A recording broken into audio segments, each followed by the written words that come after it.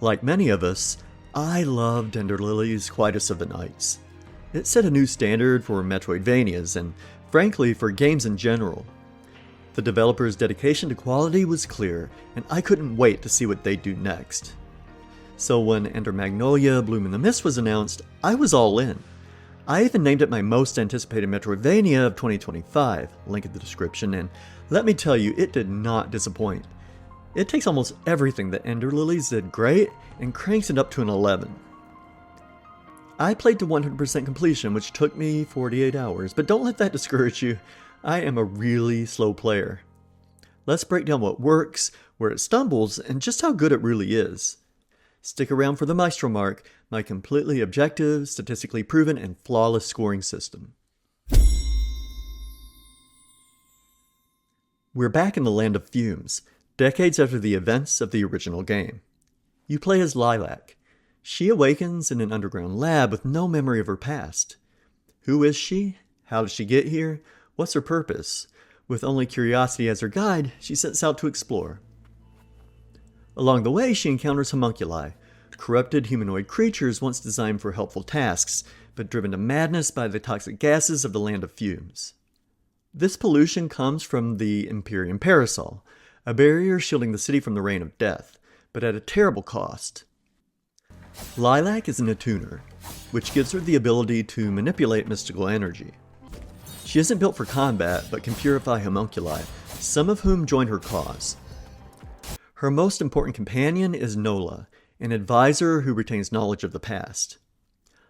Unlike Lily's mute spirits in the previous game, Lilac and her allies engage in rich, meaningful conversations at respites, unraveling the game's lore piece by piece. But storytelling here isn't conventional. It unfolds in a nonlinear manner, through dialogues, illustrated cutscenes, and scattered documents. I heard another YouTuber call this archaeological storytelling, which is perfect. The world itself tells a story.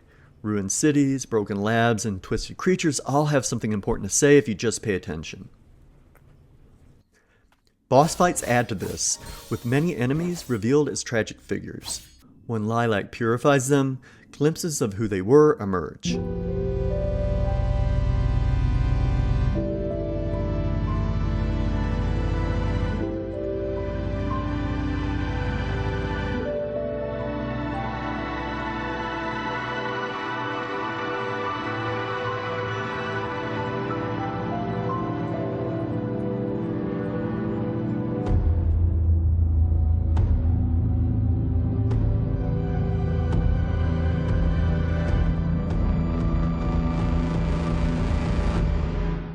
NPCs scattered throughout the land share their own perspectives, though not all are reliable, leaving the truth up to interpretation.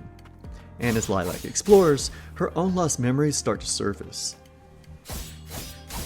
All these elements form a layered but fragmented narrative. Ender Magnolia doesn't just tell a story, it lets you uncover it piece by piece. The story's told well, though if I had one nitpick, it's that aside from Nola, the homunculi companions could have been fleshed out more. With 10 of them though, that might have bogged down the pacing of this combat-focused game.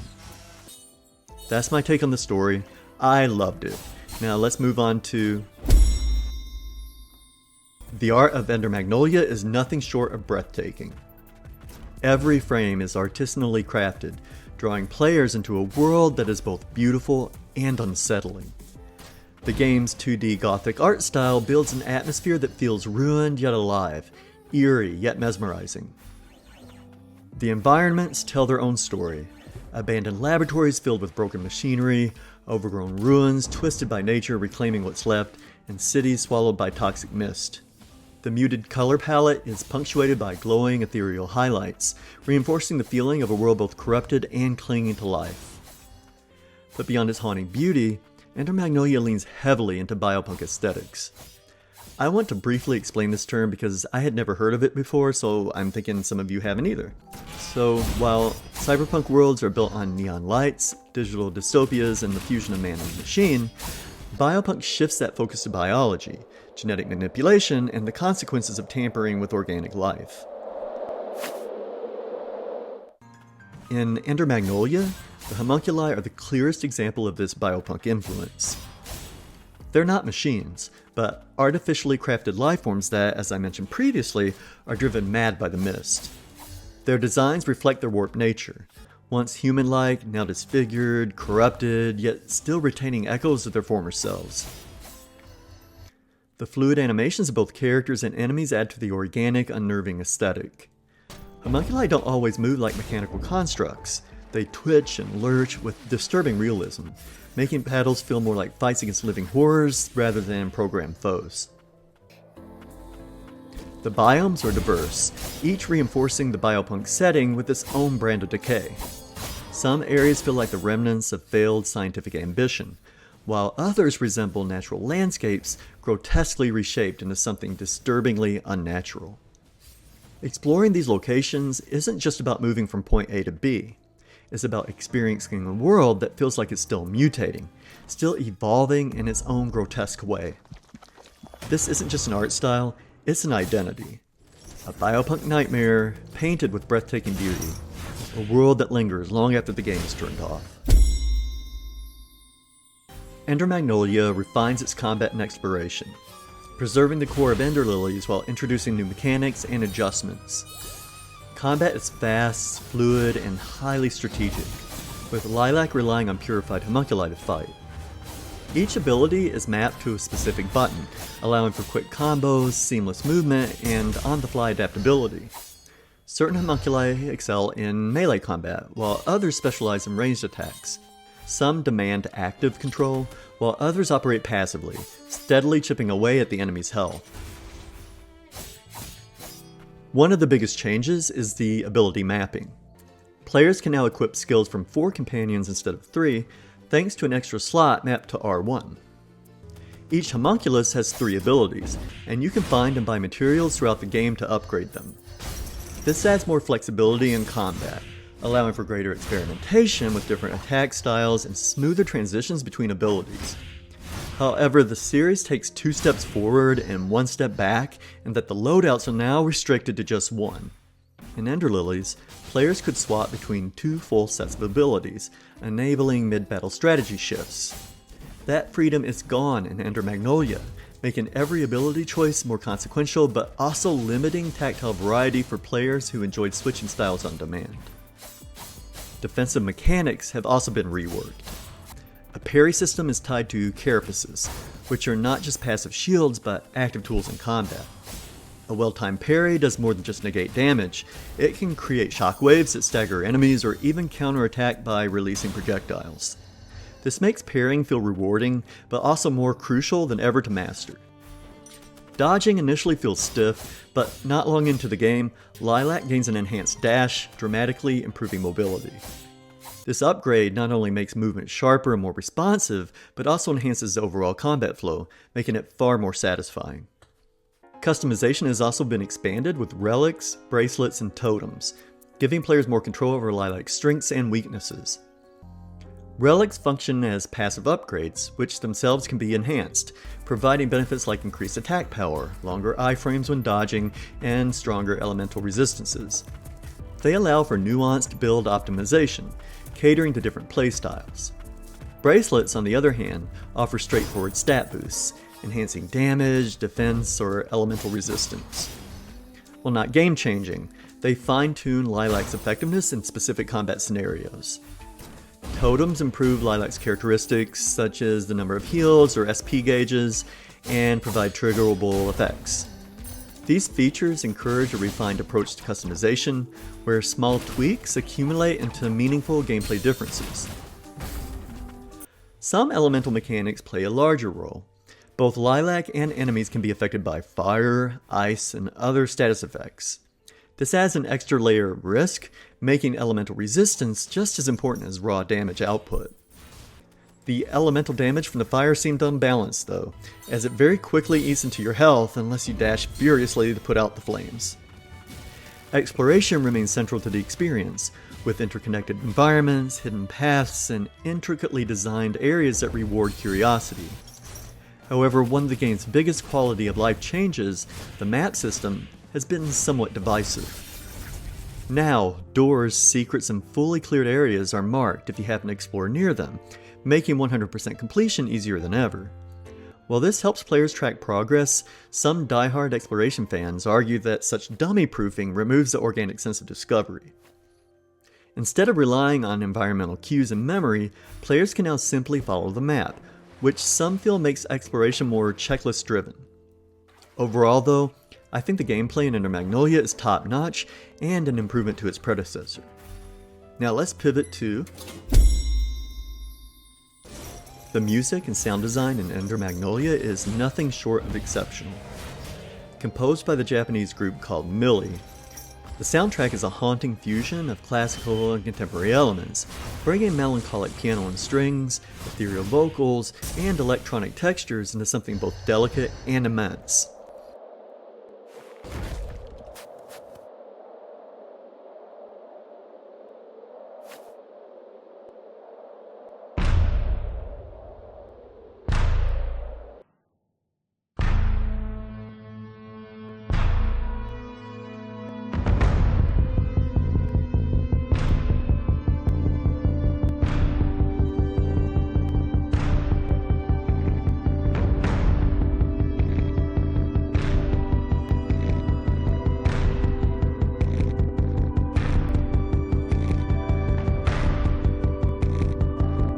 Each track doesn't just accompany the world, it defines it. Mili are known for their work on Ghost in the Shell and Goblin Slayer, and they excel at crafting emotionally charged soundscapes. Their signature style, haunting melodies, complex harmonies, and unconventional rhythms, perfectly complements Ender Magnolia's themes of decay, memory, and redemption. The soundtrack spans a full spectrum of emotions, from dreary melodies that awaken childhood memories to dramatic orchestral scores that heighten boss battles and pivotal moments. Mili's use of vocals is especially striking, where the ethereal tones and effects take precedence over the lyrics, adding to the game's atmospheric depth. Beyond the music, the game's sound design is just as impressive. Ambient audio immerses players in the world. Dripping water in ruins, the low hum of magic, distant howls of corrupted creatures, creating an eerie, ever-present atmosphere. Even in silence, something lingers, anchoring players in the experience. Combat sounds are equally satisfying. Every attack feels weighty, elemental effects crackle, and dodging triggers a subtle rush of air. Even the save menu chime reinforces the game's dreamlike aesthetic. Every sound feels intentional, enhancing immersion. I was so captivated by the soundtrack that I bought it immediately. Supporting musicians like Mili is important. Their music isn't just good, it's essential to Ender Magnolia's identity. This is the kind of soundtrack that lingers. Whether playing or just listening, it's a rare blend of artistry and atmosphere that demands to be felt. At $25 on Steam, Ender Magnolia Bloom in the Mist is an absolute steal.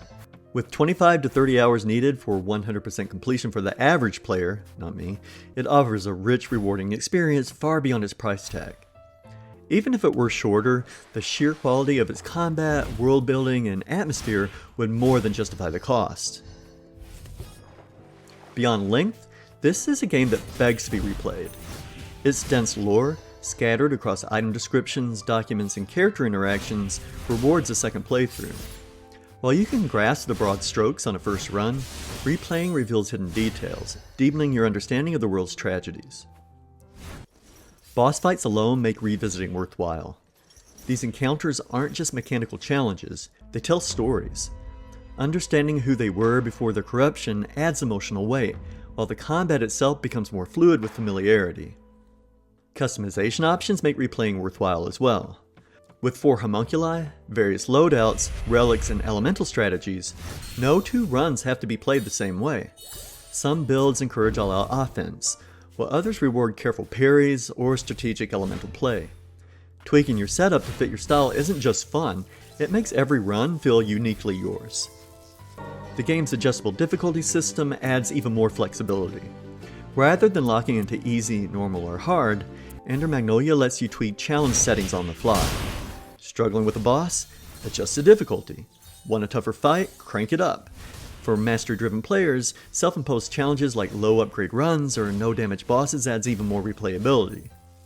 Ultimately, Ender Magnolia sticks with you. Its haunting world, unforgettable soundtrack, and fluid combat make returning feel less like repetition and more like refinement.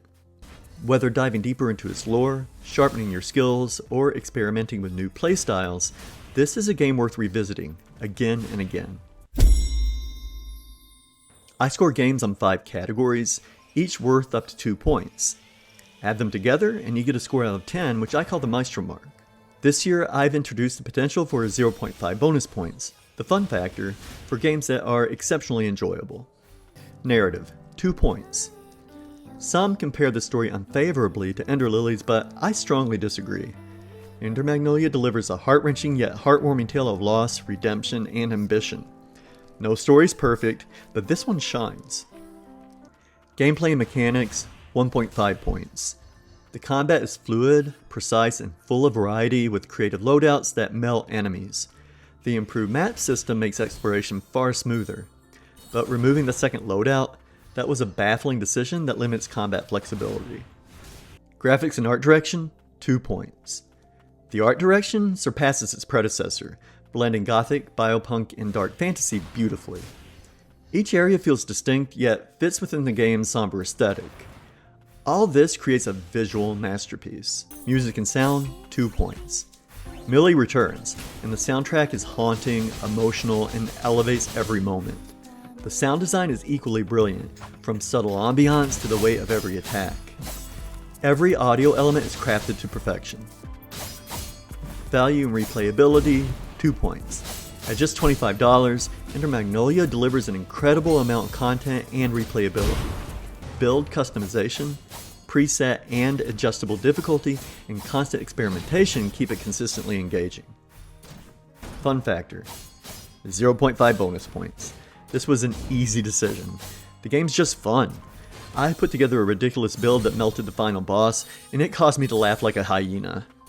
The freedom to experiment and master fights makes Ender Magnolia an absolute blast.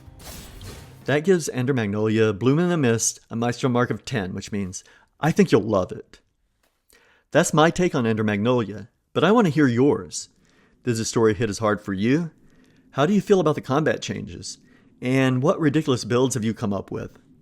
Drop your thoughts in the comments. If you enjoyed this review, like, subscribe, and hit the bell for more deep dives. Thanks for watching. Keep playing, keep exploring, and I'll see you for the next one.